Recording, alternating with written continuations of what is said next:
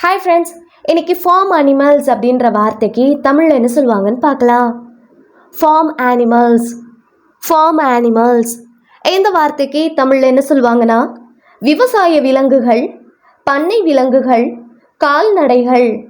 விவசாயத்தில் பயன்படுத்துகிற விலங்குகளை ஆங்கிலத்தில் ஃபார்ம் அனிமல்ஸ் அப்படின்னு சொல்லுவாங்க. இன்னும் நல்லா புரிஞ்சுக்கிறதுக்காக நம்ம 2 எக்ஸாம்பிள்ஸ் பார்க்கலாம். First example, the farm animals were grazing.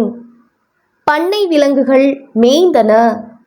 Second example, they raised several farm animals. அவர்கள் பல பண்ணை விலங்குகளை வளர்க்கின்றனர். இன்னொரு வீடியோவில் வேறொரு ஆங்கில வார்த்தைக்கு தமிழ் என்னன்னு பார்க்கலாம். அது வரைக்கும் பை.